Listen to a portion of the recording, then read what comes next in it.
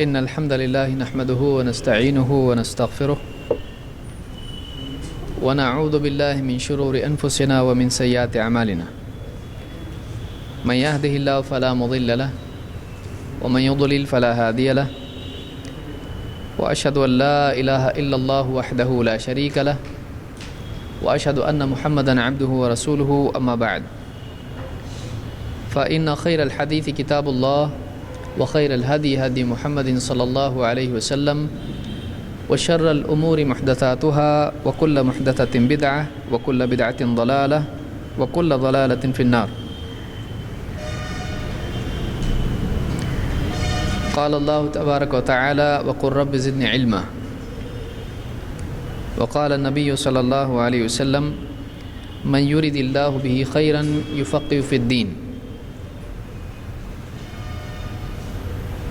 پچھلے دروس میں قیاس کے بارے میں کچھ باتیں ہم نے سیکھی تھیں کہ قیاس میں 4 چیزیں ہیں. وہ 4 چیزیں کیا ہیں؟ قیاس کے 4 ارکان ہوتے ہیں.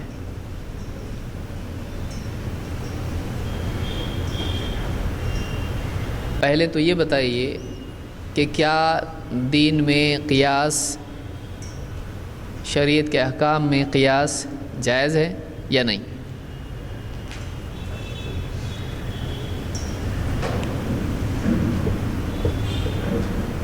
جائز.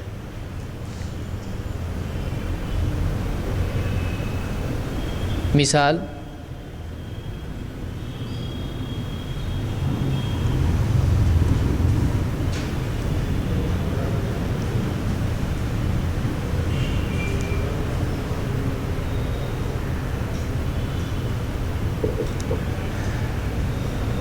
امتحان قریب ہے.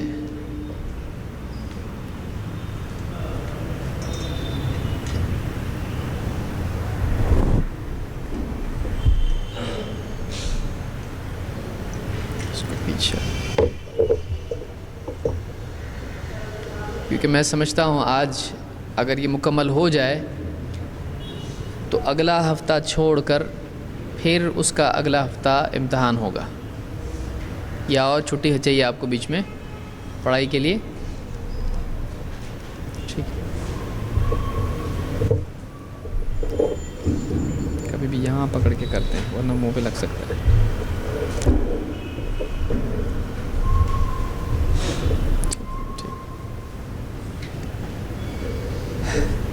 تو یہ تقریباً میں سمجھتا ہوں یہ آخری ہمارا درس ہو سکتا ہے. اگر بات مکمل ہو جائے تو اس کے بعد 1 یا 2 ہفتے کی چھٹی آپ کو دے کر یا اس میں ریویژن بھی کر سکتے ہیں، اعادہ کر سکتے ہیں، اور پھر اس کے بعد آپ کا امتحان ہوگا.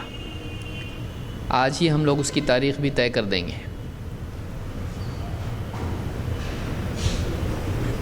تو قیاس اسلام میں جائز ہے یا نہیں؟ جائز ہے. کیا قیاس کی ضرورت ہے؟ مثلاً کب ضرورت پڑ سکتی ہے؟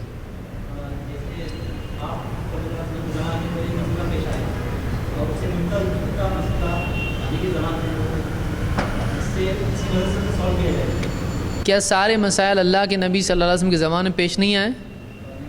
نہیں آئے. مثال نشہ اس زمانے میں نہیں ہوتا تھا. ملتا جلتا نشہ کیسے؟ چرس، گانجا، نہ چیم ہے نہ گاف ہے. عربی میں ہے چرس، گانجا نہیں ہے. تو اس پر حکم لگانے کے لیے علت دیکھیں گے یا چیز کا نام دیکھیں گے؟ کہ کوئی آدمی کہے کہ بھائی چرس کا نام قرآن میں ہے کیا؟ نہیں ہے. گانجے کا نام ہے کیا؟ نہیں ہے. تو جب اس کا حرام ہونے کا فتویٰ قرآن میں یا حدیث میں نہیں ہے تو چرس گانجا جائز ہونا چاہیے، کیونکہ اس کا نام آیا نہیں. چرس حرام، گانجا حرام. تو نہ چرس ہے عربی میں نہ گانجا ہے. کاف، گاف تو ہے نہیں اس میں، کاف ہے. اور چیم ہے نہیں، اس میں کیا ہے؟ جیم. تو جب اس کے حروف ہی شروع ہونے والے نہیں ہیں تو پورا نام کہاں سے آئے گا؟ تو اب کیا کیا جائے گا؟ اب یہ دیکھا جائے گا کہ واقعی اس میں شراب میں یا خمر میں جو علت ہے، جو وجہ ہے حرام ہونے کی، اگر کسی اور چیز میں، چاہے وہ کسی اور چیز سے بنا ہو، اگر وہی علت، وہی وجہ اس میں موجود ہو تو اس پر بھی کیا حکم لگے گا؟ وہی حکم جو خمر پر لگا ہے. اس کو کیا کہتے ہیں؟ قیاس. فی نفسی ہی وہ چیز اس زمانے میں موجود نہیں تھی، نہ الفاظ کی شکل میں اس چیز پر وہ حکم لگا ہوا ہے، لیکن جو وجہ اس چیز میں ہے، نشہ، تو کسی اور چیز میں اس زمانے میں ایسی کوئی اور چیز پائی جاتی ہو جس میں وہی وجہ موجود ہے، تو اس پر جو حکم لگا ہے وہ اس پر بھی حکم لگے گا. تو اس کو کیا کہتے ہیں؟ قیاس. تو معلوم ہوا کہ قیاس دینی ضرورت ہے. کیا قیاس غلط ہو سکتا ہے؟ غلط ہو سکتا قیاس؟ صحیح بھی ہو سکتا ہے، غلط بھی ہو سکتا ہے. کیوں صحیح یا غلط ہو سکتا ہے؟ یعنی کیسا صحیح ہوگا، کیسے غلط ہوگا؟ شریعت کے تابع رہ کے کریں گے تو صحیح ہوگا، اور شریعت، ٹھیک ہے. اب شریعت کے تابع رہ کر قیاس غلط ہو سکتا ہے کیا؟ تو پھر تابع رہ کے کیے تو کیسے صحیح ہوگا؟ یعنی جواب کیا ہوا؟ شریعت کے تابع رہ کر کریں گے تو صحیح ہے، اور شریعت کے تابع نہیں رہ کر یا چھوڑ کر کریں گے تو قیاس غلط ہے. کیا شریعت کے تابع رہ کر قیاس غلط ہو سکتا ہے؟ کیسے؟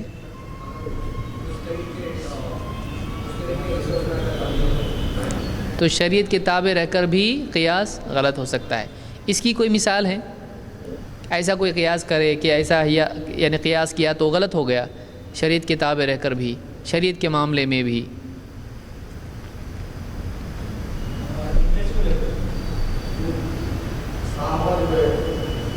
مثلا ہاں،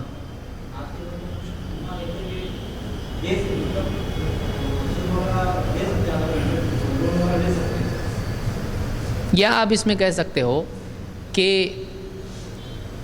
دار الحرب کے بارے میں ایک روایت ہے کہ لا ربا فی دار الحرب. اس الفاظ کے قریب الفاظ سے مکحول کی روایت موجود ہے. دارقطنی نے جہاں تک مجھ کو یاد ہے اس کو روایت کیا ہے کہ لا ربا فی دار الحرب، دار الحرب میں سود نہیں. اس بنا پر احناف کے نزدیک اور امام ابو حنیفہ کے نزدیک ایسا کوئی ملک، ایسا کوئی علاقہ ہے جہاں پر مسلمانوں کی جنگ ہے، دار الحرب ہے، وہاں پر رہنا مطلب دین پہ چل نہیں سکتے. وہاں پہ دار الحرب ہے، مسلمانوں کی اس سے جنگ ہے، اس علاقے سے معاہدہ نہیں ہے، وہ دار الاسلام بھی نہیں ہے، نہ ان سے کوئی مسلمانوں کا معاہدہ ہے، ان سے جنگ ہے مسلمانوں کی.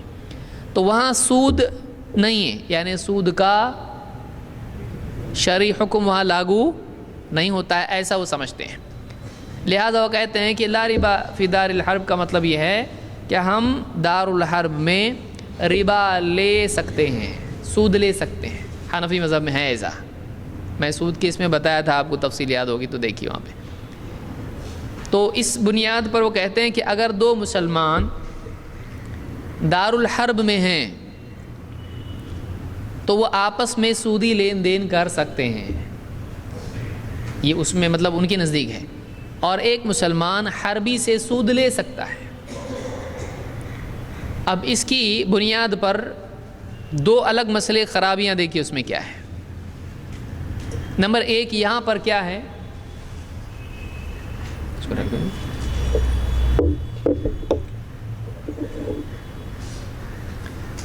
کہ دار الحرب میں ربا نہیں.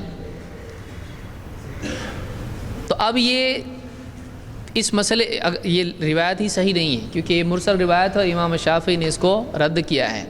اور بہت ساری بات اس میں کہی جا سکتی ہیں. قرآن کا عموم ہے، اس کو آپ ایک ایسی حدیث سے خاص کر رہے ہو جو کہ سندن بھی صحیح نہیں ہے، تو ایسا نہیں کیا جا سکتا ہے. ربا حرام ہے، قیامت تک کے لیے حرام ہے. اور اس پہ کئی باتیں کہی جا سکتی ہیں، تو پھر اس میں لیا کہاں سے ہی ہے؟ اب کچھ لوگوں نے اس کو صحیح بتانے کے لیے کیا کہا کہ دیکھیے جہاں جنگ ہے وہاں جس سے جنگ ہو رہی ہے اس کا مال لوٹ سکتے کہ نہیں؟ مال غنیمت ہوتا نہ ہو؟ جب مال غنیمت ہو سکتا ہے وہاں پر، اس کا مال لوٹا ہوا مل سکتا ہے، تو پھر ربا کیوں نہیں لے سکتے ہیں؟ تو یہ کیا ہوا؟ اس کو کس پہ قیاس کیا؟ مال غنیمت پر۔ مال غنیمت الگ ہے، ربا الگ ہے، دونوں کے حکم الگ ہے، دونوں کے معاملات الگ ہیں۔ دوسری بات یہ کہ اس کو لاگو کہاں کیا؟ ہندوستان یا اس طرح کے جو ملک ہے جہاں اسلامی حکومت نہیں ہے، تو اس حکومت کو یا اس ملک کو کس پہ قیاس کیا؟ دارالحرب پہ۔ دارالحرب آپ کو پہلے معلوم ہے کہ کیا ہے؟ معلوم ہے؟ جا رہا ادھر قریب قریب اس کو۔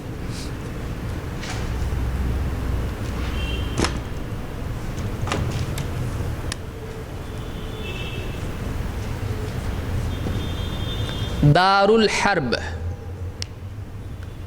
حرب کے معنی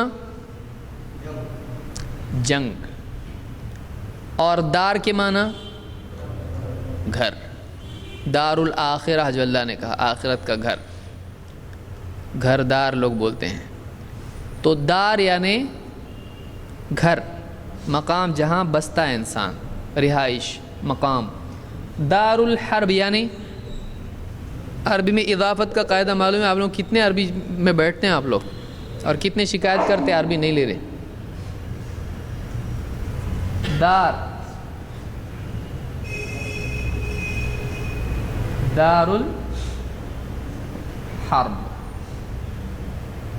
گھر حرب کا، جنگ کا گھر، ایسا ملک یا ایسا علاقہ جہاں مسلمانوں کی جنگ ہو، کوئی معاہدہ نہیں، کوئی امن نہیں، کچھ نہیں، جنگ ہو رہی مسلمانوں کی۔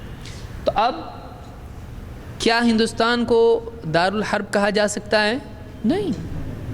کیوں نہیں؟ یہاں کے قانون میں خود اسلام کے لیے مسلم پرسنل لاء بنا ہوا ہے۔ مسلمانوں کی شریعت کے سارے احکام تو نہیں لے سکتے، بھائی تم آؤ یہاں پہ جو تمہارے حساب سے کرنا کر سکتے ہیں، نہیں۔ کرمنل لاء ان کا اپنا ہے۔ یہ اسلامی حکومت ہے کیا؟ نہیں ہے۔ یہ دارالحرب ہے کیا؟ نہیں۔ پھر کیا ہے؟ یہ جمہوریت، جمہوریت ہے ہندوستان۔ اسلامی اعتبار سے وہ کیا ہے؟ دارالامن ہے، کہ مسلمانوں کو یہاں پر رہنے کی آزادی ہے، اپنے دین پر چلنے کی آزادی ہے، اپنے دین کی تبلیغ کرنے کی آزادی ہے۔ یعنی مسلمانوں کے دین کو یہاں گنجائش ہے، تم جی سکتے ہو۔ اس کو دارالحرب نہیں بولتے ہیں، کہ وہاں کی گورنمنٹ، وہاں کے لوگ اس کو ایک ایکسیپٹ کر رہے ہیں کہ ہاں تم یہاں رہ سکتے ہو، تم یہاں اپنے دین پہ چل سکتے ہو، پرچار کر سکتے ہو۔ وہ دارالحرب نہیں ہوتا ہے، اور تفصیل آپ علماء سے پوچھ سکتے ہو۔ جیسے اللہ کے نبی صلی اللہ علیہ وسلم کے زمانے میں لوگ حبشہ گئے اور حبشہ میں رہے وہاں پر، اور وہاں کا بادشاہ مسلمان تھا نہیں، لیکن اس نے وہاں پر ان کو مسلمانوں کو رہنے کے لیے اجازت دی کہ تم اپنے دین پر رہو۔ تو کیا وہ جنگ ہے وہاں سے دارالحرب ہے؟ نہیں، دارالحرب نہیں ہوا۔ تو کیا ہندوستان میں بول سکتے ہیں کہ ٹھیک ہے، چونکہ دارالحرب میں اب دیکھیے کیا ہو رہا ہے، اس میں کیا کیا غلطیاں ہو رہی ہیں۔ پہلے مسئلہ کہاں سے لیا گیا؟ لا ربا فی دار الحرب۔ دارالحرب میں ربا کا مسئلہ نہیں ہے۔ روایت صحیح ہے؟ نہیں۔ اس پہ اصول کیا قائم ہوا؟ مسئلہ کیا نکلا اس سے؟ دارالحرب میں ربا لاگو نہیں ہوتی، لے سکتے، دے سکتے، سب کچھ کر سکتے، بلکہ بعض نے کہا دے نہیں سکتے، لے سکتے، کیونکہ دینا ان کو سپورٹ ہے، لینے میں اپنا فائدہ ہے، تو لے سکتے ہیں غیر مسلم سے، ایسے ملک میں دے نہیں سکتے۔ اس میں بہت پیچیدگیاں پیدا ہو گئی ہیں۔ تو ضعیف روایت کی بنیاد پر ایک مسئلہ اخذ کیا گیا۔ دوسری غلطی، اس مسئلے کا انطباق کا مطلب یا تطبیق کا مطلب پریکٹیکل اپلیکیشن، اس کو لاگو کرنا۔ اس مسئلے کو جو کہ غلط یعنی مسئلہ تھا، غیر ثابت شدہ چیز سے نکالا گیا تھا، اس کو ایسی جگہ اپلائی کیا گیا جو وہ نہیں ہے. تو ہندوستان کو چونکہ اسلامی حکومت نہیں ہے، قیاس کیا گیا کس پر؟ دارالحرب پر. اور یہاں گنجائش نکالی گئی کہ کیا یہاں ربا چلتی ہے. کتنی غلطیاں ہوئیں؟ بہت ہو گئی نا. کم سے کم کتنی ہوئی؟ 2. پہلی غلطی، اصل مسئلہ کیا ہے؟ ثابت شدہ نہیں ہے. دوسری غلطی، اس میں مسئلہ دونوں کیا ہیں؟ دونوں الگ ہیں. جس پر قیاس کیا گیا ہے تو اس میں اور جس کو قیاس کیا جا رہا ہے اس میں فرق ہے یا سیم ہے؟ فرق ہے نا. تو یہ 2 غلطیاں عام طور سے قیاس میں ہو سکتی ہیں. ایک تو یہ کہ اصل ہی ثابت نہ ہو، جیسے ہم نے یہاں پر دیکھیے قیاس کے لیے شروط کیا شروط ہیں؟ قیاس کے لیے کیا شروط ہیں؟ 4 شروط نہیں ہے اس میں. کیا وہ 4 شرط ہیں؟ دیکھیے ہاں وہ 4 کیا ہے؟ 4 اور 2. ابھی 2 اور 4 کچھ تو ہو رہا ہے یہاں پہ. کیا ہوا؟ وہ 4 والے کون ہیں پھر؟ یہ جو 4 بولے تھے وہ کیوں بولے تھے لوگ؟ تو وہ کیا ہے؟ شرط نہیں ہے. وہ شرط نہیں ہے قیاس کی 4 چیزیں. سب بول رہے ہیں دیکھتے ہم کیا بولتے ہیں، ہم لوگ جواب نہیں دینے والے. پھنسنے کا نہیں ہے ہم کو، ہم پھنسے کہ سب ہنسے. ہاں ارکان، وہ 4 چیزیں کیا ہے اس کی؟ ارکان ہیں. ارکان کس کو بولتے ہیں؟ جس پر یہ مسئلہ قیاس کا ٹکا ہو. اور شرط کس کو بولتے ہیں؟ شرط تو آپ کو معلوم ہے ابھی، بشرطے کہ آپ نے یاد رکھا ہو. یعنی اس کے لیے شرط پوری ہونا چاہیے. شرط اور شرط میں کیا فرق ہے؟ اب انہوں نے شرط لگائیں گے تو شرط نہیں ہو، شرط ہے. شرط کا مطلب ہوتا ہے علامت، علامت. اور شرط کا مطلب ہوتا ہے کنڈیشن، جس کو ہم بولتے ہیں شرط. جہاں ہمارے یہاں شرط استعمال ہوتا ہے تو شرط الگ ہے، اس کی جمع اشراط ہے، اور یہ شرط اس کی جمع شروط ہے. ٹھیک ہے.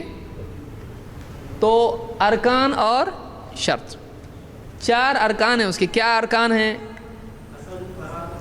اصل یا اصل؟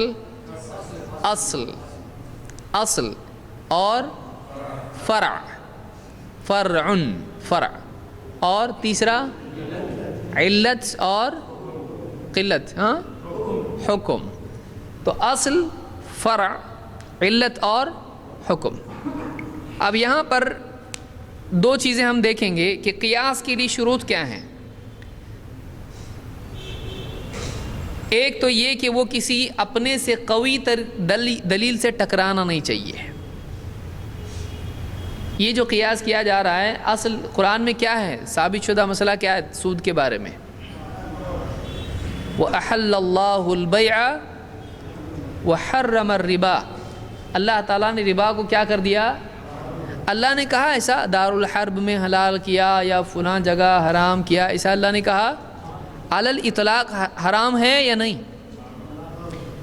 اگر یہ مان لیتے ہیں کہ نہیں بابا ہندوستان کیا ہے، یہ دارالحرب ہے، تو مال غنیمت بنا سکتے کہ نہیں؟ کسی کو باندھی بنا سکتے کہ نہیں؟ پھر یہ بھی لاگو کریں گے؟ کسی کا بھی مال لوٹ سکتے ہیں؟ نہیں لوٹ سکتے ہیں. کیونکہ ہم یہاں کیا کر رہے ہیں؟ ڈاکیومنٹ سائن کر رہے ہیں. میں اس ملک میں رہتا ہوں، میں ایسا کرتا ہوں، میں ایسا کروں گا، ایسا نہیں کروں گا. تو ہم معاہدہ کر رہے ہیں کہ نہیں کر رہے ہیں؟ ہم معاہدہ کر رہے ہیں کہ ہم یہاں رہیں گے، امن سے رہیں گے، یہاں ہم گڑبڑ نہیں کریں گے. تو اس کے بعد وہ معاہدہ توڑا جا سکتا ہے؟ یہ بات یاد رکھیں. دین دین ہے. دین سیاسی مسائل کی وجہ سے تبدیل ہو سکتا ہے. دین دین ہے. تو اس کو قیاس نہیں کیا جا سکتا. اگر اس کو دارالحرب مان لیتے آپ کسی بھی غیر مسلم کا مال لوٹ رہے ہیں، آپ کسی بھی عورت کو اپنی باندھی بنا کے اس کے ساتھ تعلق کر رہے ہیں، کیا دارالحرب ہے؟ نہیں. تو یہ سارے معاملات آتے ہیں. زبردستی کسی کو بھی ہم دارالحرب نہیں بنا سکتے ہیں. تو ایک تو یہ کہ اپنے سے قوی دلیل سے وہ قیاس ٹکرانا نہیں چاہیے، اور دوسرا یہ کہ اس میں ان یکون حکم الاصلی ثابتا بنص او اجماع، کہ وہ اصل حکم جو ہے، جو حکم لیا جا رہا ہے، جو اصل کا حکم ہے، وہ نص سے یا اجماع سے ثابت ہونا چاہیے. تو یہ جو دلیل ہے اس کی دارالحرب میں ربا نہیں، کیا اس کے لیے کوئی قوی دلیل ہے جس پر پورا مسئلہ ٹکا ہوا ہے؟ اس کے لیے دلیل کیسی ہے؟ صحیح ہے. تو کیا وہ اصل مسئلہ ہی ثابت نہیں؟ پھر اس پہ جو عمارت بنائی جائے گی وہ ٹکے گی؟ نہیں ٹکے گی. ٹیبل پہ بلڈنگ بنائیں گے آپ، ٹیبل خود ٹکا ہوا نہیں ہے، تو اس پہ آگے کا معاملہ نہیں ٹک سکتا ہے جب تک کہ زمین میں بنیادیں نہ ہوں. تو قیاس کے بارے میں سمجھ میں آیا. یہ ایک مثال آپ یاد رکھ سکتے ہو اس سلسلے میں کہ اصل حکم ثابت ہونا چاہیے، اور دوسرا یہ کہ وہ کسی اور اقوا، زیادہ قوی دلیل سے ٹکرانا نہیں چاہیے. مثال کے طور پر کبھی ایسا ہوتا ہے کہ قیاس کیا جاتا ہے لیکن وہ اس میں وہ بات نہیں ہوتی. مثال کے طور پر کیا عقیقہ میں حصہ لے سکتے ہیں؟ نہیں. اونٹ میں نہیں لے سکتے ہیں. قربانی میں؟ پھر عقیقے میں لے سکتے ہیں. کیوں نہیں لے سکتے؟ ہاں، عقیقے بکرا کاٹنا چاہیے، بکری نہیں.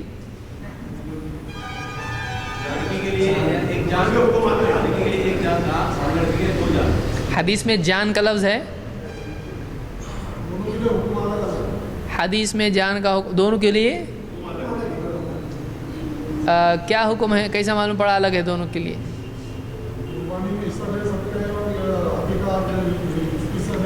عقیقے میں ہے حصہ نہیں لے سکتے.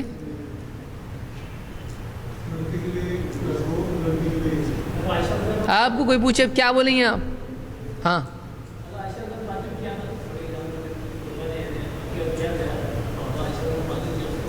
تعجب تو اچھی چیز پہ بھی ہوتا ہے. کیا بات ہے، کتنا اچھا بچہ، اتنا چھوٹا ہو کہ پورا قرآن یاد ہے. تو کیا یہ تعجب ہے؟ تو اچھا ہے کہ برا ہے؟ انکار بھی کیا تو وہ تعجب تھا یا افسوس تھا؟ کیسا معلوم پڑا تعجب ہے کہ افسوس ہے؟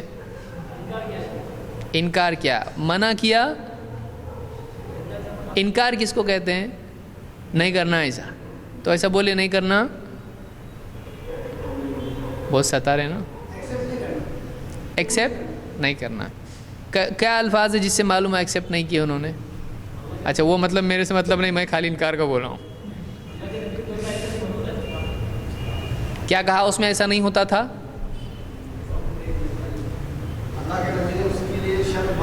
شرط کا لفظ ہے اس میں.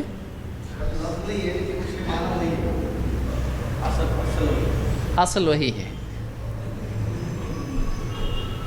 دیکھیے پریسیجن ہونا چاہیے ہمارے پاس. جب ہم جواب دیں ایسا کوئی لفظ نہ بولیں جس سے بات دوسری طرف چلی جائے. پہلا نمبر یہ ہے کہ ہم اب جیسے مثال کے طور پر تعجب لفظ آیا، انکار لفظ آیا، اصل لفظ آیا، شرط لفظ آیا، 4 لفظ آیا نا پورے ڈسکشن میں. یہاں سے انکار کی تشریح بھی آئی، جان بھی لفظ آیا اس کے اندر. تو ابھی ان الفاظ سے کیا ہوگا؟ چونکہ دلیل میں الفاظ موجود ہیں، اصل لفظ ہے، شرط ہے، جان ہے، انکار ہے، تعجب ہے نہیں ہے. حضرت عائشہ نے کیا کہا؟ معاذ اللہ، اللہ کی پناہ. معاذ اللہ کب بولتے ہیں؟ بہت اچھا لگا تو بولتے ہیں نا، اللہ کی پناہ کتنا اچھا ہے. نہیں بولتے ہیں معاذ اللہ. اللہ کی پناہ تعوذ کیا جاتا ہے بری وقت میں، بری چیز کے سلسلے میں، اللہ بچائے مجھ کو. کس نے کہا تھا معاذ اللہ؟ ہاں. اور قرآن میں ہے کہ ہے کدھر تو بھی لیکن معلوم نہیں ہے. ڈھونڈے تو مل جائے گا، ڈھونڈو. ہاں یوسف علیہ السلام نے کہا تھا، قال معاذ اللہ، اس نے جب کہا ہے تلک، آؤ ادھر، تو انہوں نے کیا کہا؟ اللہ کی پناہ، کیا کر رہی ہے؟ تو یہ ناپسندیدہ چیز کے وقت میں، منکر کے وقت میں کہا جاتا ہے، اعوذ باللہ، معاذ اللہ، اس طرح کے الفاظ۔ تو عائشہ نے کہا لیکن اللہ کے نبی صلی اللہ علیہ وسلم نے یوں کہا ہے کہ لڑکے کی طرف سے 2 بکرے یا شات، جس میں دونوں آ سکتے ہیں، بکرا بکری، اور لڑکی کی طرف سے 1۔ تو ایک تو انہوں نے اس پر افسوس یا ناپسندیدگی کا اظہار کیا، اللہ کی پناہ، اور دوسرا کیا کہا؟ آپ نے تو یہ کہا تھا۔ تو اگر وہ بولنے میں یہ آ جاتا تو وہ بولنے کی ضرورت تھی نہیں۔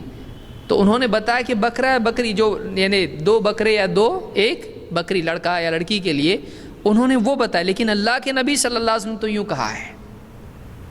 تو اس سے معلوم ہوا کہ یہ متعین ہے۔ دوسرا جانور اونٹ اگر ہوتا سنت میں یا گنجائش اس کی ہوتی تو پناہ مانگنے کی بات ہوتی نہیں۔ دوسرا اس کے بالمقابل اس کو ذکر کرنے کی ضرورت رہتی، جیسے کوئی آدمی قربانی کے وقت میں بیل ذبح کر رہا ہے، کوئی آدمی کر معاذ اللہ، اللہ کے نبی صلی اللہ علیہ وسلم تو بکرا ذبح کیا تھا قربانی میں، یہ بولنا اس کا صحیح ہوگا؟ کیوں؟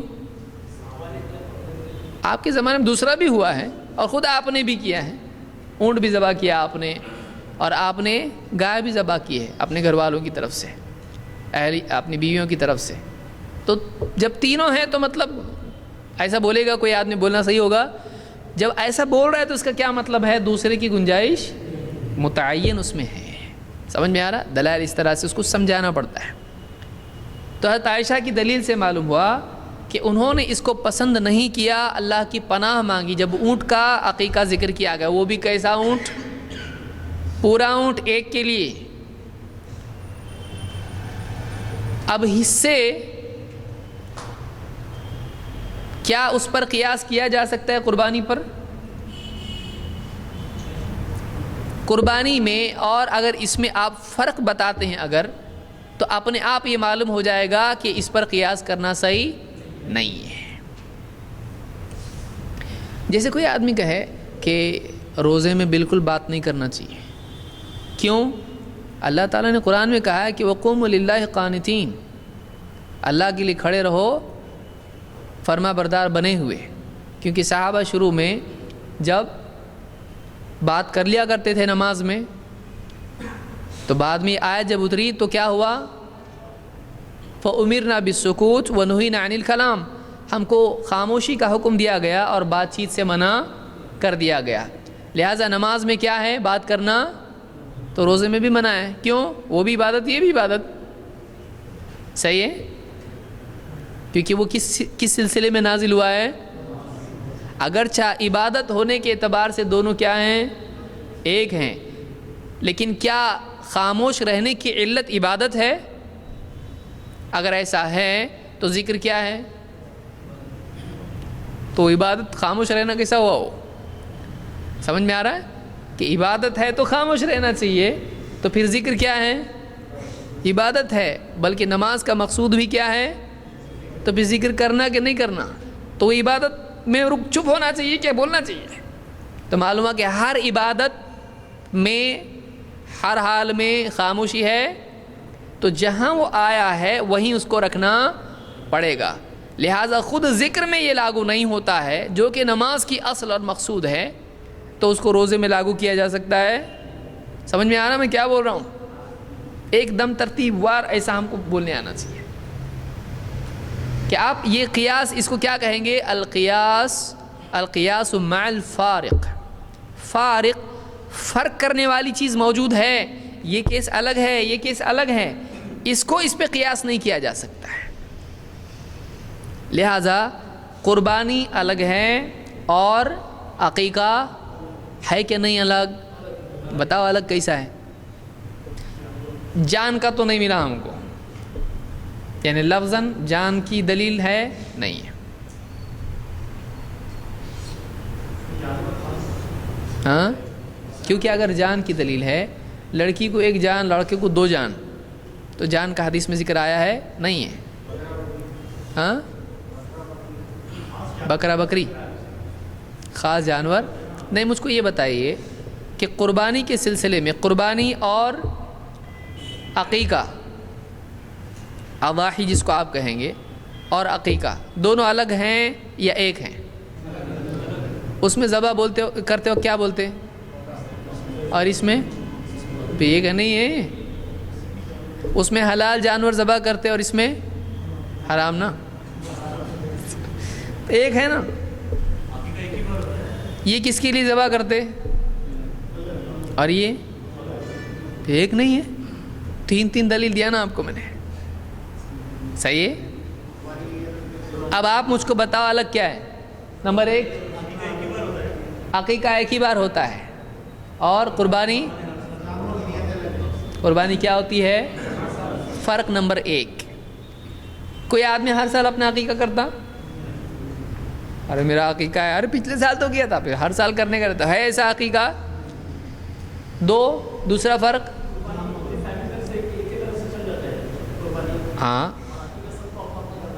ہاں قربانی پورے گھر کی طرف سے کافی ہو جاتی، اور عقیقہ پورے گھر کا عقیقہ ہو جاتا ہے، ایک جانور میں نہیں ہو سکتا. یہ فرق ہے اس میں. پھر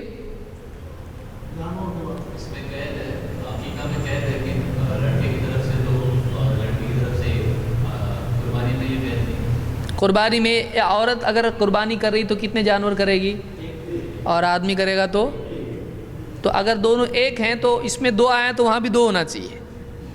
ہے ایسی شرط نہیں ہے. تو نبی صلی اللہ علیہ وسلم نے شرط بتائی. دونوں میں فرق کیا، مرد اور عورت میں تفریق ہے کہ نہیں ہے؟ تو کیا قربانی میں وہ تفریق ہے؟ نہیں ہے. تو معلوم ہوا کہ یہاں تفریق ہے وہاں تفریق نہیں ہے، تو الگ ہے. اور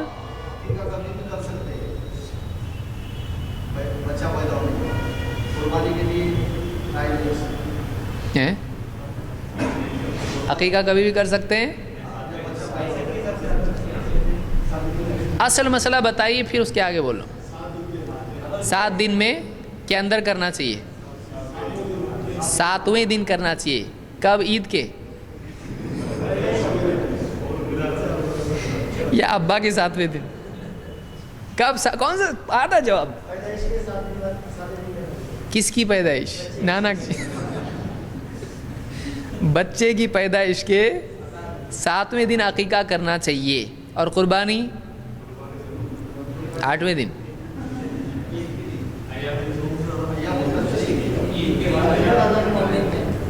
عید کے بعد، عید کا دن پکڑ کے اور 3 دن. یہ بھی اختلاف ہے 3 دن ہے کہ 2 دن ہے. 2 بھی کوئی بولتا ہے تو ٹھیک ہے، اور بھی اس کا نیرو ہو گیا. عید کا دن اور اس کے بعد کے 2 دن عام طور سے یعنی حنفی علماء یہ بولتے ہیں. امام شافعی اور اہل حدیث علماء بولتے ہیں کہ نہیں، اور 3 دن ہے اس کے بعد میں. تو 4 دن پکڑ لو. اور عقیقہ کا کون سا دن ہے؟ 7 دن یا 7واں. تو اس اعتبار سے کتنے دن ہوئے اس کے؟ 7 دن ہوئے نا، روز ایک کرنے کا. ارے اللہ، کتنے دن عقیقے کر سکتے ہیں؟ 1. 7واں دن کا مطلب کیا ہوتا ہے؟ 7 ہوتے ہیں. تمہارا نمبر 7واں ہے تو 7 بار آئے گا وہ ڈاکٹر کے پاس. 7واں اور 7 میں فرق ہے.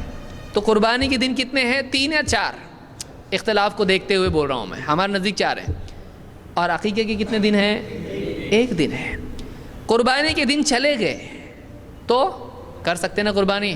بہت دیر ہو گئی، بکرا مل رہا نہیں تھا، میں تو وہاں بکرا بک رہا تھا تو مجھ کو ٹائم ہوا، دکھ رہا نہیں تھا، جلدی لے کے آیا میں. اب کر سکتا ہوں 1 ہفتے بعد. کر سکتے؟ قربانی ہوگی اس کی؟ نہیں ہوگی. لیکن اگر نہیں کر پایا، آگے عقیقہ کرتا ہے تو اللہ کے نبی صلی اللہ علیہ وسلم نے کیا کہ نہیں کیا؟ نبی بننے کے بعد اپنا عقیقہ کیا.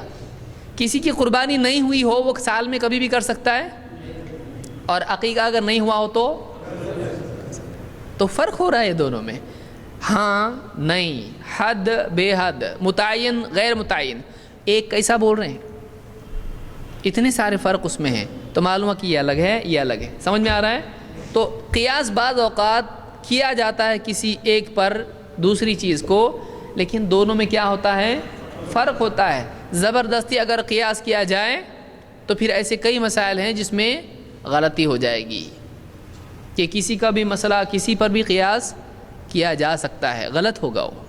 ایسا کر سکتے ہیں، ایک چیز کو دوسری پر قیاس نہیں کر سکتے ہیں. جیسے مثال کے طور پر آپ دیکھیے روزہ ہے، اللہ کے نبی صلی اللہ علیہ وسلم نے فرض روزہ چھوڑ سکتے ہیں، توڑ سکتے ہیں نہیں، لیکن نفل روزہ توڑ سکتا ہے آدمی. اگر مہمان آ گئے، نفل روزہ کسی کا ہے، اب یہ احناف میں نہیں ہے، اسی لیے بعض لوگوں کو لگے گا کیا بتا روزہ دم توڑ دوں گا، میں جان توڑ دوں گا لیکن روزہ نہیں توڑوں گا.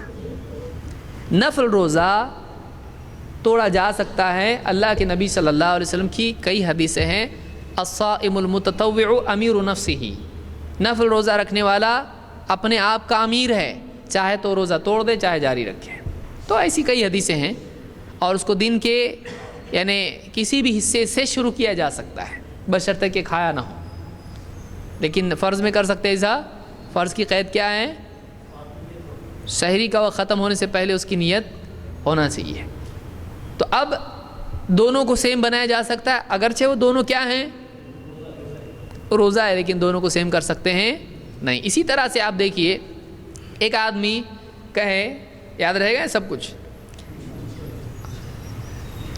انشاءاللہ، ڈرتے ڈرتے بول رہے ایک دم انشاءاللہ، دیکھتے ابھی اللہ سے دعا کرتے یاد رہتا کہ نہیں. ایک آدمی مثال کے طور پر فرض نماز پڑھ رہا ہے. فرض نماز کیسا پڑھنا چاہیے؟ کھڑے ہو کے جماعت کے ساتھ میں. صحیح ہے، دو فرق ہم کو ملیں گے. جماعت کے ساتھ پڑھنا چاہیے. اور سنت نماز جماعت سے پڑھ سکتے ہیں. فجر کی صاحب آئے تو دیکھا آدمی فرض ہے کہ سنت ہے، کون سی ہے سمجھ میں نہیں آ رہا. جماعت سے دونوں بھی. تو کیا پہلی جو دو سنت فجر کی پڑھی جاتی ہے وہ جماعت سے پڑھنا دین میں ہے؟ کبھی تو بھی پڑھے کہ اللہ کے نبی صلی اللہ علیہ وسلم نے سفر میں حضر میں کبھی پڑھے نہیں. یعنی وہ کیسی پڑھی جاتی ہے؟ وہ کتنی رکعت ہے فرض؟ 2. اور یہ کتنی ہے؟ تو وہ اور یہ دونوں الگ اس کو جماعت سے پڑھ سکتے ہیں. بولے جب وہ پڑھ سکتے تو یہ کیوں نہیں پڑھ سکتے؟ یہ کیا ہوا؟ قیاس. یہ قیاس صحیح ہے کہ نہیں؟ آپ لوگ تو بولے تھے قیاس کرنا صحیح ہے. ہاں کیا موجود ہے؟ اللہ کے نبی صلی اللہ علیہ وسلم کبھی آپ نے جماعت سے سنت نماز فجر کی سفر ہو یا حضر ہو کبھی بھی نہیں پڑھی. اور صحابہ نے پڑھی نہیں پڑھی. تو صحابہ کا ترک ثابت ہے اس کا. تو اس کو اس پہ قیاس کیا جا سکتا ہے. سنت کو فرض پر قیاس کر سکتے ہیں نہیں. فرض میں آپ کو کھڑے ہو کر ہی نماز پڑھنا ہے، لیکن اگر آپ کے اندر قدرت نہیں تو بیٹھ کر، اس کی بھی قدرت نہیں تو لیٹ کر پڑھ سکتے ہیں. لیکن نفل نماز آپ بیٹھ کے پڑھ سکتے ہیں، پڑھ سکتے ہیں، کوئی مسئلہ نہیں. اس کے اندر ثواب کیا ہو جائے گا؟ اس کا کم ہو جائے گا، آدھا ہو جائے گا اس کا. تو دونوں مسئلے الگ ہیں. فرض کے لیے آپ کو کیا کرنا پڑے گا؟ سواری سے اترنا پڑے گا. یعنی کون سی سواری؟ جیسے بائک وغیرہ ہے یا اس طرح کی گھوڑا اونٹ وغیرہ ہے، اس سے اتر کے آپ نماز پڑھتے تھے. لیکن نفل نماز سواری پر پڑھ سکتے ہیں، اشارہ کر کے آپ رکوع سجدہ کریں گے. فرض نماز کے لیے آپ کا رخ قبلے کی طرف ہونا کیا ہے؟ لازم ہے. چلو شرط ہم آگے آئیں گے تو جب دیکھیں گے اس کو. شرط ہے اس کے لیے، کیونکہ نماز کے پہلے سے وہ کرنا پڑے گا آپ کو.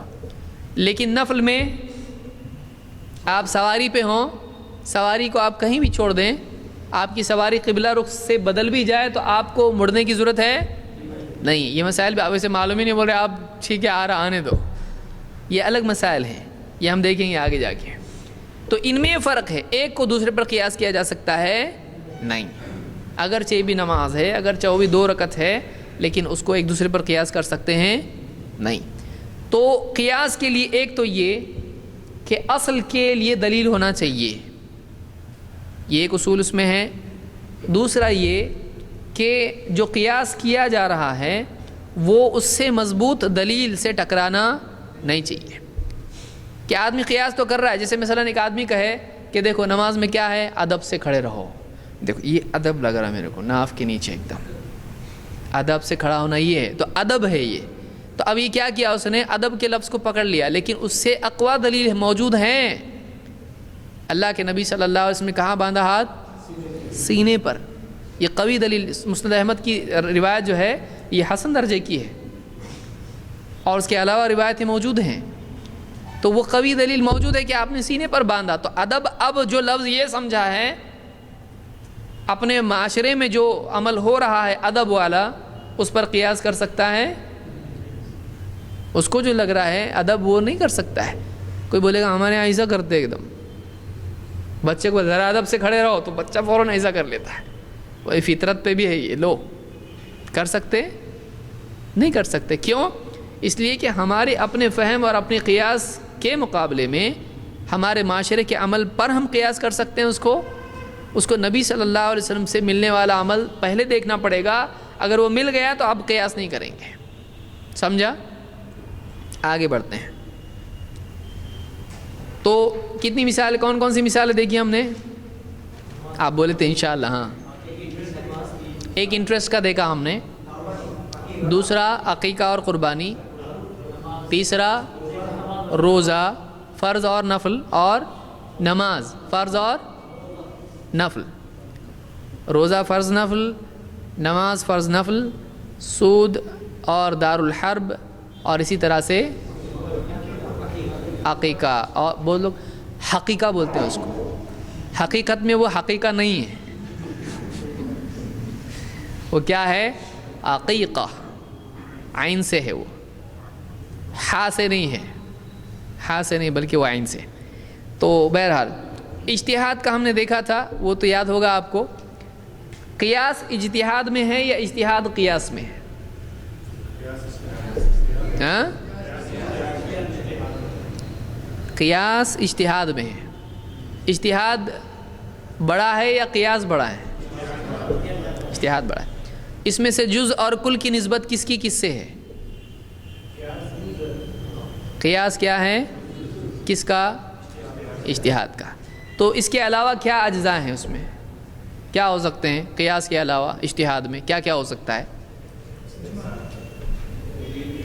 استحسان خود ہے. من استحسن فقد شرع، امام شافعی بولتے ہیں. جس نے استحسان کیا اس نے شریعت گھڑی. اس میں اختلاف ہے، ہم نہیں مانتے استحسان کو. ہاں،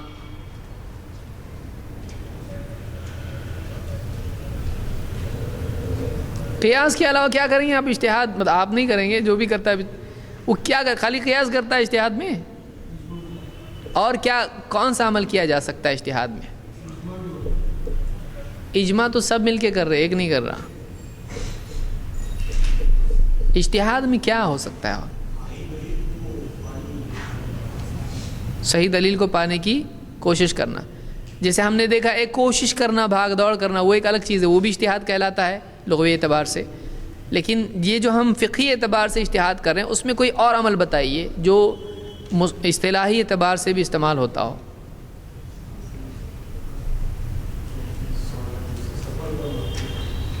وہ تو پریکٹیکل ہوا، وہ اجتہاد میں وہی کر رہا ہوں، بھاگ دوڑ والا نہیں. اصطلاحی اعتبار سے کوئی ایسا عمل بتائیے.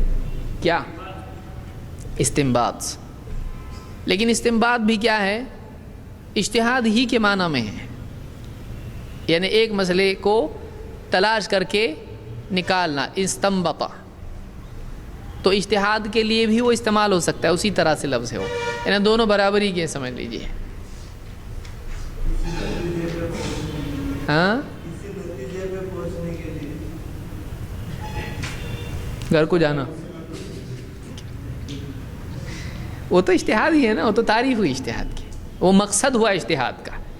کیونکہ میرے کو نتیجے پہ پہنچنا ہے بھائی، کر کے تو اجتہاد کرنا ہونے تو کیوں کرتا میں؟ تو مقصد ہوا اس کا. دیکھیے آپ کو کوئی بولے گا آپ ٹھیک ہے آپ بتاؤ قیاس کے علاوہ کیا کرتا ہے آدمی اجتہاد میں؟ تو آپ سوچ رہے ہیں خالی قیاس ہی ہے. تو بولے دیکھو جس کا آپ مخالفت کر رہے ہیں اس کے سوا کچھ ہے ہی نہیں آپ کے پاس اجتہاد میں.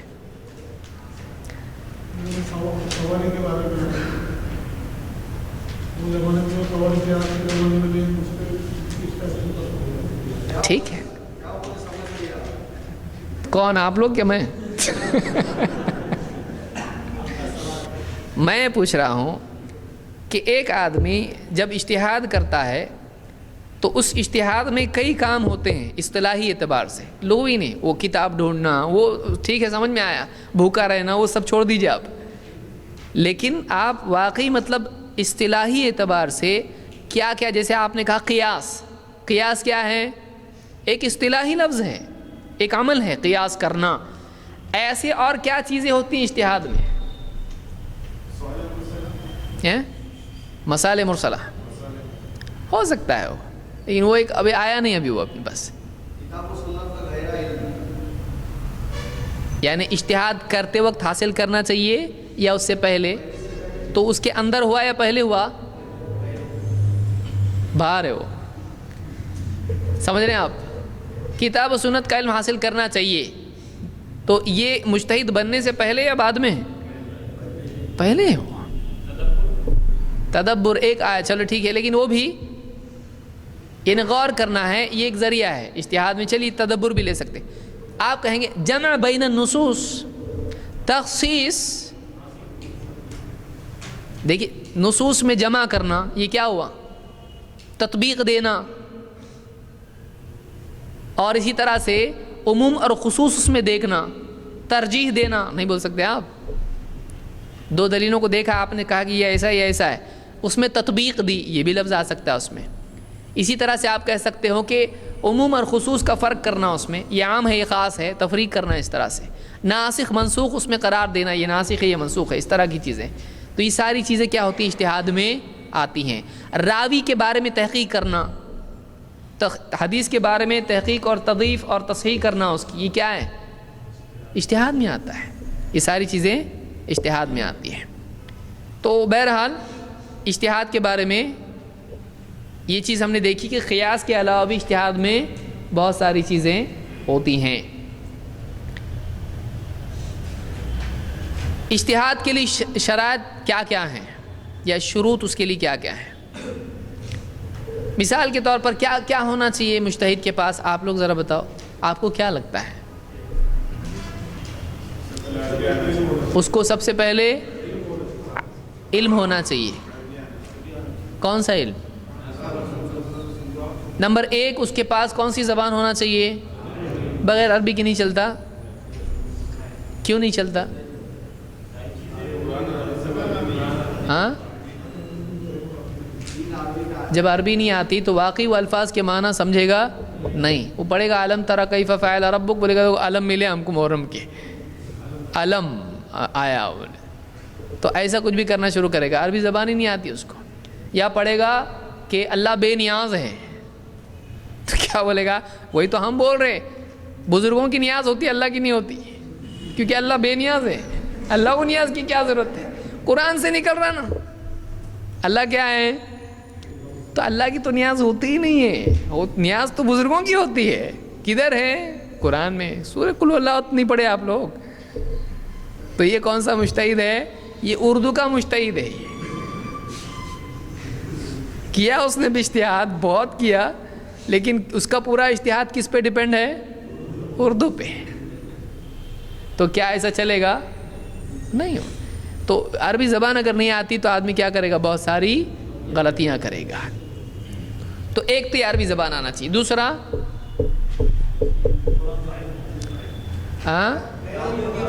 گہرا علم ہونا چاہیے۔ کس کا؟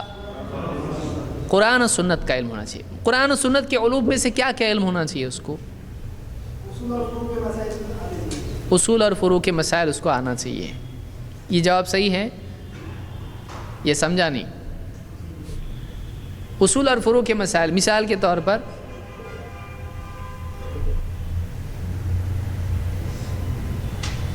ارے آپ لوگ ہی بولے نا ابھی،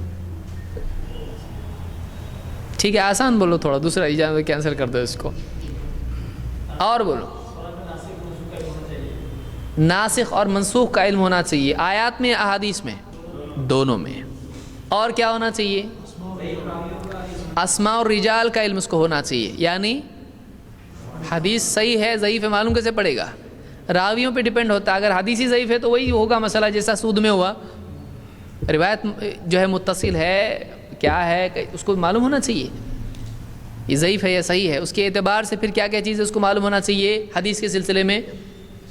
ایک اسماء اور رجال کا علم. دو حدیث کے اصول اس کو معلوم ہونا چاہیے. جیسے وہ اصول و فروع میں یہ آئے گا سب, تو حدیث کے اصول اس کو معلوم ہونا چاہیے. اور اسی طرح سے اصطلاح مصطلح الحدیث اس کو آنا چاہیے. ہو گیا ہو حدیثیں اس کے پاس 55 حدیثیں ہوں تو چلے گا کیا؟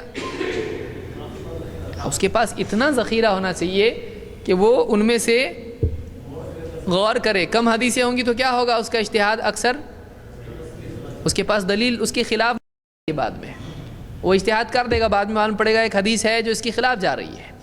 اور ہو گیا اسماء و رجال کا علم. ہاں صحابہ کی فتح معلوم ہونا چاہیے اس کو.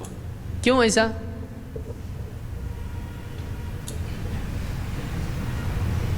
ہونا چاہیے, کیوں نہیں؟ صحابہ کی فتح بھی کیا ہے ہمارے لیے دلیل ہے, الا یہ کہ وہ نص سے ٹکرا ہے, ورنہ ہم اس کو لیتے ہیں. کیونکہ اللہ کے نبی صلی اللہ علیہ وسلم سے براہ راست علم کس نے لیا؟ وہ سب سے زیادہ جانتے تھے کہ صحیح کیا ہے غلط کیا ہے. تو صحابہ کی فتح اس کو معلوم ہونا چاہیے, اس کو اجماع معلوم ہونا چاہیے, اس کو اختلاف کس میں معلوم ہونا چاہیے. ورنہ جس میں اجماع ہے اس میں اجتہاد کرتے بیٹھے گا, ہے کہ نہیں؟ اجماع ہو جانے کے بعد اس میں اجتہاد کر سکتے ہیں, وہ ثابت شدہ مسئلہ ہے, اس کے خلاف اجتہاد نہیں کر سکتے ہیں.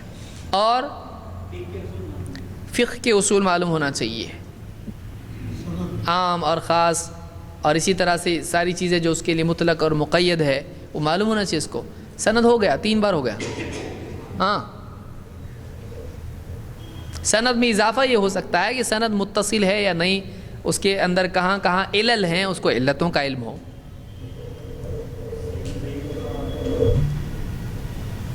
گیا ہو.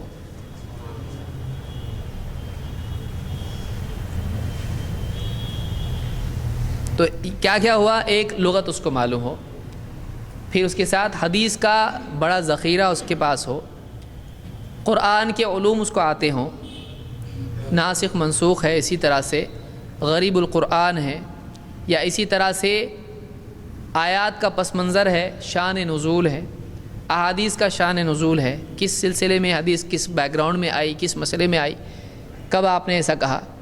اس کے پاس اس کو حدیث کے طرق معلوم ہو, ایک طریق سے ایسا آیا اور ایک طریق میں اس طرح سے زیادتی موجود ہے. اسی طرح سے حدیث کے سلسلے میں اس کو یعنی غریب الحدیث کا علم ہو, اس لفظ کے کیا معنی ہیں. جیسے قرآن میں ہے قرو, تو قرو کے کیا معنی ہیں, یا حدیث میں کوئی خاص لفظ آیا ہے تو اس کا کیا مطلب ہے.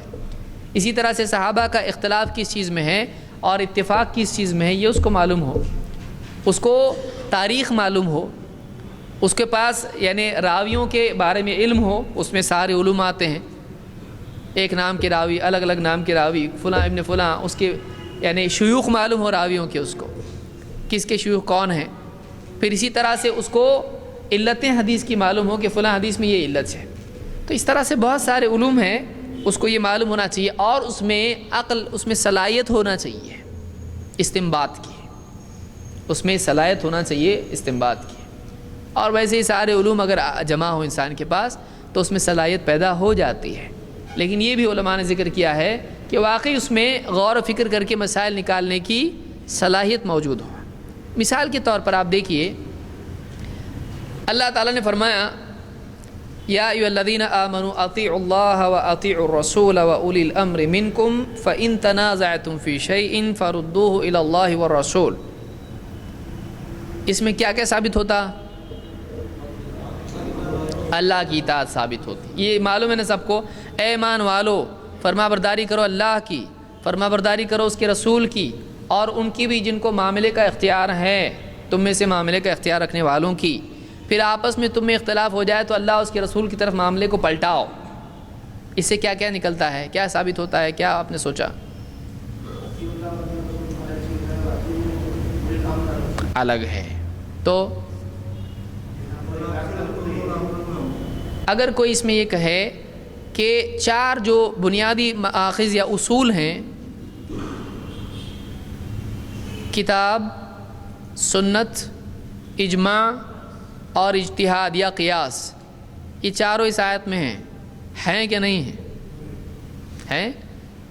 چاروں اصلیں اس میں ہیں کہ نہیں ہیں؟ کیسا ہیں؟ اطیعوا اللہ و اطیعوا الرسول میں تو کیا آ گیا؟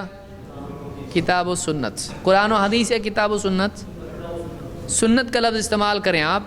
حدیث اب کوئی بولیں گا حدیث الگ ہے سنت الگ ہے، آپ بولو سنت معلوم کرنے کے لیے کہاں جانا پڑے گا؟ تو سنت میں ممانعت والی چیزیں آتی کیا مت کرو؟ نہیں آتا. اگر اصطلاحی اعتبار سے آپ سنت دیکھو گے تو سنت حدیث کو بھی کیا ہے؟ اسی لیے علماء نے نام جو دیے ہیں کتابوں کے سنن ابی داؤد. ابو داؤد کی کیا؟ سنن. سنن کس کی جمع ہے؟ سنت کی. تو کیا صرف سنتیں اس میں ہیں؟ کیا اس میں فرائض نہیں ہیں؟ حرام چیزیں اس میں نہیں ہیں کہ کیا کیا حرام ہے؟ تو پھر سنت میں یہ سب آتا ہے. تو حدیث کے مجموعے کا نام انہوں نے کیا دیا؟ سنن. یہ بات یاد رکھیں. بہرحال تو کتاب و سنت دو چیزیں، اور اس کے بعد دو بچی کیا؟ اجماع اور قیاس. اجماع کہاں سے آ رہا ہے اس میں؟ اولو الامر سے کیا آ رہا ہے اس میں؟ اجماع آ رہا ہے. نہیں آ رہا. فَإِن تَنَازَعْتُمْ تو اختلاف ہے. کیسا آ رہا اس میں اجماع؟ تو پلٹا دو، یعنی اختلاف ہو گیا تو اجماع کیسا ہوا اس میں؟ اجماع کی دلیل کہاں سے آ رہی اس میں؟ اجماع کی دلیل کون سے حصے میں ہے؟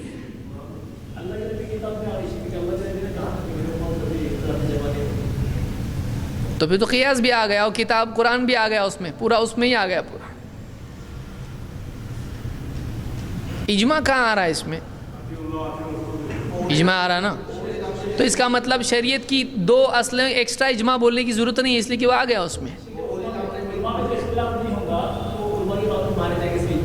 اللہ نے کیا فرمایا کہ فَإِن تَنَازَعْتُمْ فِي شَيْءٍ، پھر اگر تم میں کسی چیز میں اختلاف ہو تو کہاں پلٹاؤ، اور اگر نہ ہو تو وہ خود دلیل ہے. سمجھ میں آ رہا ہے؟ شیخ عثیمین نے استدلال کیا ہے. انہوں نے کہا کہ دیکھو خود اس میں اجماع کی دلیل ہے کہ اختلاف ہو تو پلٹاؤ، سب کا اتفاق ہو جائے تو وہ خود دلیل ہے، پلٹانے کی ضرورت نہیں ہے. وہ خود ایک اتفاق جو ہے امت کے اہل علم کا اتفاق، وہ خود ایک دلیل ہے. اسی لیے کہا اختلاف ہو جائے تو اس کو پلٹاؤ، اگر نہ ہو اختلاف اور سب کا اتفاق ہو تو کیا ہے؟ وہ خود دلیل ہے. سمجھا؟ اور تیسرا کیا بچا؟ قیاس، یا آپ اس کو اجتہاد بھی کہہ سکتے ہیں. اجتہاد کی دلیل کہاں ہے؟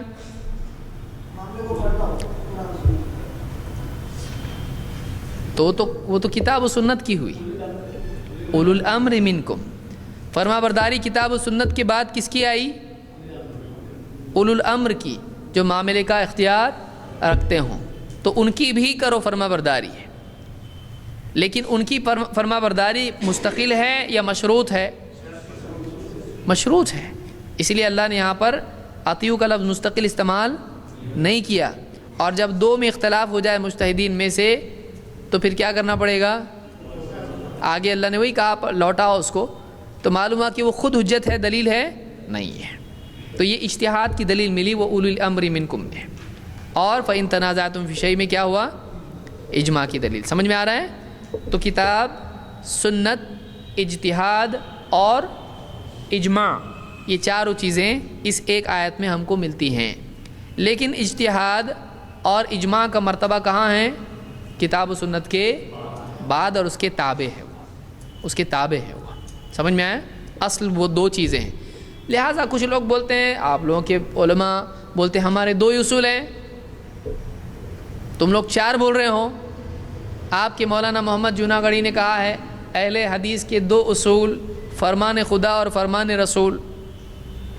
تو پھر یہ تم دو بول رہے ہو، اللہ کا فرمان اور فرمان رسول، تو یہ تو دو ہی ہو گئے، تم لوگ چار کیسا بول رہے؟ تو آپ کیا جواب دو گے؟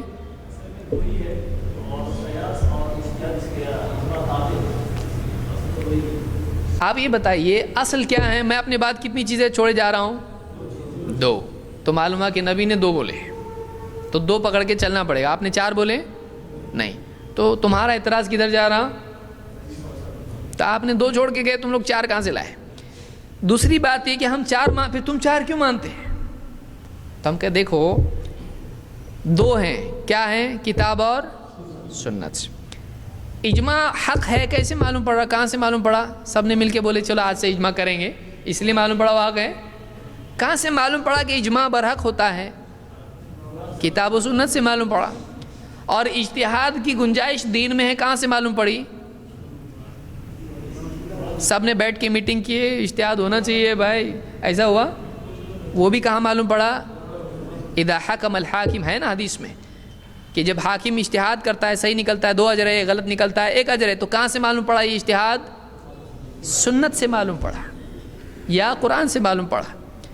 اسی طرح سے اجماع، ان اللہ لا یجمع امتی علی ضلالہ، اللہ میری امت کو گمراہی پر جمع نہیں کرے گا، یہ کہاں سے معلوم پڑا؟ سنت سے، حدیث سے. تو اصل تو کتاب و سنت ہی ہیں، اور بعد کے جو 2 چیزیں ہیں اجتہاد اور اجماع، یہ بھی کہاں سے معلوم پڑا؟ قرآن و سنت سے ہی. تو ہے بیسک یہ 2 ہی. پھر اس کے بعد تم جو کہتے ہو 4 ہیں، پھر تم کیوں بولتے ہو استحسان بھی ہے؟ تم کیوں بولتے مسائل مرسلہ بھی ہے؟ تم اس کے علاوہ بھی تو چیزیں بولتے ہو. تم صحابی کا قول بھی تو بولتے ہو، امام کا قول بھی بولتے ہو. یہ کہاں سے لائے تم لوگ؟ 4 میں تو نہیں آتا یہ. کوئی آدمی اگر یہ کہے امام ابو حنیفہ رحمۃ اللہ علیہ کی تقلید کرنا ہمارے اوپر لازم ہے کیونکہ ہم ان کے مقلد ہیں، بولتے نا لوگ، بولتے. اب ہم ان سے پوچھیں گے ٹھیک ہے تو آپ کے نزدیک 4 شریعت کے ماخذ ہیں نا، 4 دلائل ہیں آپ کے نزدیک. کتاب میں ہے امام ابو حنیفہ کی ماننا چاہیے، دوسرے کی نہیں، اس شرط کے ساتھ. عالم کی بات تو قرآن میں بھی ہے، حدیث میں بھی ہے، فاسألوا اہل ذکر، یا حدیث میں بھی دوسری جگہ پر آیا ہے. لیکن امام ابو حنیفہ رحمۃ اللہ علیہ کی بات ماننا چاہیے اور دوسرے کی نہیں، یہ قرآن میں ہے، سنت میں ہے، اجماع ہوا ہے اس کے اوپر. ہوتا تو 4 نہیں ہوتے. اور قیاس کیسا کریں گے اس کے اوپر؟ کہاں سے یہ قیاس کریں گے؟ کیسے شروع کہاں سے کریں گے بتاؤ؟ تو قرآن، سنت، اجماع، قیاس، چاروں میں یہ مسئلہ ہے امام ابو حنیفہ کی مان کے چلنا چاہیے نہیں. تو تعیناً ان کی ماننا چاہیے، چاروں سے ثابت نہیں. کہاں سے لا رہی ہے؟ سمجھ میں آ رہا ہے؟ تو 4 اگر وہ اس اعتبار سے اعتراض کرتے ہیں کہ تم 2 بولتے ہو 4 نہیں مانتے، ہم کہتے ہیں ہم 2 مانتے ہیں، اس لیے 4 کیا اس کے بعد جو بھی آیا مانتے ہیں. ان 2 کی بنیاد پر یہ بات کے 2 آئے، اس لیے ان بات کے 2 کو مانتے ہیں. اور بھی اصول ہیں ان کو بھی مانتے ہیں، کس بنیاد پر؟ 2 کی بنیاد پر. تو ہمارا عالم اگر ایک عالم یہ کہے، وہ یہ کریں گے کہ آپ کا ایک عالم بولتا ہمارے 2 ہیں اصول، دوسرا عالم بولتا ہمارے 4 اصول ہیں. 4 والے کو ماننے کا کہ 2 والے کو ماننے کا؟ تو آپ بولیں گے 2 اور 4 کا ایوریج کتنا آ رہا؟ ایوریج 3. تو ہمارے 3 اصول، ہم قیاس کو نہیں مانتے، ہم اجماع کو مانتے. کر سکتے؟ ہم بولیں گے جو 2 بول رہا ہے وہ بھی صحیح ہے اور جو 4 بول رہا ہے وہ بھی صحیح ہے. کیوں؟ اس لیے کہ 4 کیا ہے؟ ایکسٹینشن ہے 2 کا. اصل تو 2 ہی ہیں، لیکن 2 میں سے 4 کیا 40 چیزیں نکلے ہم مانتے ہیں. جیسے تم بھی 4 بولتے ہو، لیکن 4 کے بعد تمہارے پاس اور بھی چیزیں ہوتی ہیں، صرف 4 نہیں ہیں. کیونکہ وہ لوگ استحسان کو بھی مانتے ہیں. عرف عام میں ایسا ہے تو عرف کہاں سے لائے؟ 4 میں تو نہیں آ رہا ہو. پھر استصحاب الحال یہ کہاں سے لائے؟ معلوم ہے یہ کیا ہے؟ استصحاب کہتے ہیں کہ پہلے جیسا ہے ویسے ہی چلے گا آگے. وہ تفصیل اس کے آگے ہم جب تفصیل سے فقہ کے اصول دیکھیں گے اس میں ہم دیکھیں استصحاب کس کو کہتے ہیں، کہ پہلے جیسا اس کو لے کے چلنا پڑے گا، اس کو استصحاب بولتے ہیں. تو یہ کہاں سے لائے؟ یہ 4 کے بعد آ رہا نا تمہارا. جب تم 4 پہ ایکسٹینڈ کر سکتے ہو تو ہم 2 پہ ایکسٹینڈ کیوں نہیں کر سکتے ہو؟ بشرطے کہ وہ 2 سے نکلتا ہو. پھر 2 سے 2000 چیزیں بھی نکلی تو ہم مانتے. تو یہ جو 4 ہیں وہ 2 میں سے نکلی ہوئی 2 اور ایکسٹرا چیزیں ہیں، اس لیے ہم مانتے. تو وہ جو 2 بول رہا ہے وہ بیسک بول رہا ہے، اور یہ جو 4 بول رہا ہے اس میں سے 4 میں سے اور چیزیں نکل رہی وہ بتا رہا ہوا.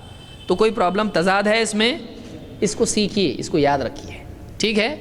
تو انشاءاللہ اگلا ہمارا درس اجماع سے متعلق ہوگا. لینے کی ضرورت ہے اجماع کے بارے میں یا نہیں؟ لیں گے. ٹھیک ہے، اگلا ایک درس ہمارا مزید ہوگا انشاءاللہ. اس کے بعد پھر چھٹی آپ کی ہوگی.